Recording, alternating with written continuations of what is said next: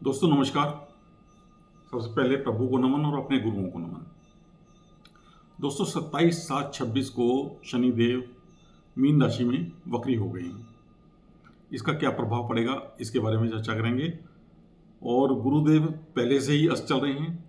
दोनों बड़े ग्रह हमारे जीवन पर बहुत बड़ा प्रभाव डालते हैं, हर चीज़ के ऊपर डालते हैं, चाहे वो फाइनेंस हो, चाहे वो लोकतंत्र हो, चाहे वो इंडिविजुअल्स हों, हम लोग या आप लोग हों, चाहे हमारे बच्चे हों, चाहे फाइनेंशियल स्थिति हो पूरे देश की, पूरे वर्ल्ड की, चाहे युद्ध की स्थितियां हों, बहुत सारी चीज़ें आ जाती हैं इसमें।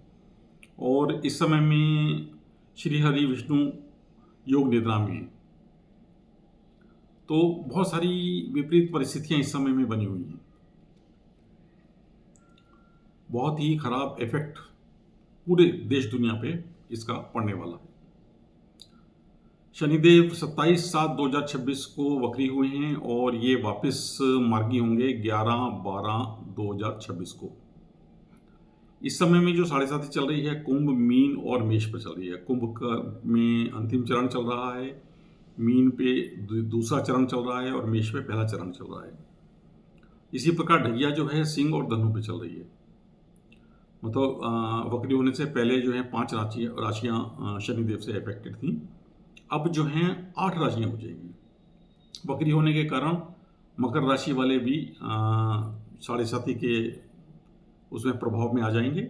और इसके अलावा जो ढैया जो चल रही है सिंह और धनु के ऊपर, उसमें कर्क और वृश्चिक वाले भी शामिल हो जाएंगे ढैया में। तो टोटल 8 राशियाँ प्रभावित हो जाएंगी। वैसे तो सभी राशियों पर इसका विपरीत प्रभाव भी पड़ने वाला है, 1-2 को छोड़ के। उसके मैं उपाय भी बताऊंगा आपको, उपायों पर भी चर्चा करेंगे। इसका असर क्या होगा देश दुनिया पे। युद्ध, उन्माद, जो कि आप इस समय में भी देख रहे हैं, दिल्ली में क्या क्या हुआ, पूरे देश में क्या क्या हुआ, ये आप देख ही रहे हैं। दुर्घटनाएं बहुत होंगी, अग्निकांड बहुत होंगे, उपद्रव बहुत होंगे, विस्फोट की स्थितियां बनेगी। कई जगह विस्फोट की भी खबरें आपको देखने को मिलेंगी। दुर्घटनाएं तो मैंने बोल ही दिया, उसमें विमान दुर्घटना हो, चाहे सड़क दुर्घटना हो, चाहे आपकी सामुद्रिक दुर्घटना हो, तो दुर्घटनाएं तो बहुत ज़्यादा होने वाली हैं इस समय में। राजनीतिक उठापटक ये होने वाला है, हो ही रहा है। वित्तीय स्थितियां पूरे दुनिया की, देश की तो होंगी ही, पूरे दुनिया की ही वित्तीय स्थितियां प्रभावित होंगी इससे, क्योंकि गुरु अस्त हैं। गुरु वैसे भी अतिचारी चल रहे हैं इस समय में। अतिचारी वो आगे लगभग 2032 तक रहने वाले हैं। तो स्थितियाँ मैं समझता हूँ कि 2032 तक हम लोगों के कंट्रोल में नहीं आएंगी जो आज बिगड़ेंगी। इतना समय लग जाएगा। यदि आप कहीं अपने पैसे को निवेश करते हैं तो बड़ा सोच समझ के करिएगा निवेश, क्योंकि आपका अपना पैसा, बड़ी मेहनत का पैसा है आपका, इसलिए बहुत सोच समझ के ध्यान से उसका इन्वेस्टमेंट कीजिएगा। अब हम लोग जो हैं उपायों पर चर्चा कर लेते हैं।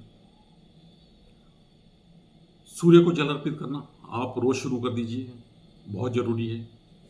इसके अलावा शिव जी को जल अर्पित कीजिए, यदि आप रोज कर सकते हैं तो बहुत अच्छा है। समय नहीं होता है तो कम से कम सोमवार को तो अवश्य कीजिए। शिव जी की पूजा आप घर पे भी कर सकते हैं। इसके अतिरिक्त शनिदेव के मंदिर आप जाइए।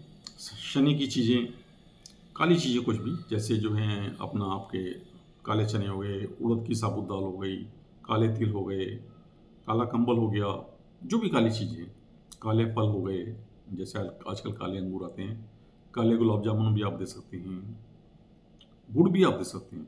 गुड़ भी शनिदेव को बहुत पसंद है, ठीक है ना। तो इसका आप दान शनि मंदिर में कीजिए। शनि मंदिर में तेल का दिया शनिवार के दिन जरूर जलाइए, और यदि हो सके तो पीपल के पेड़ के नीचे भी तेल का दिया जलाइए। लेकिन पीपल के पेड़ के नीचे जो तेल का दिया आप जलाएंगे वो जलाएंगे सूर्यास्त के 10 मिनट के अंदर अंदर।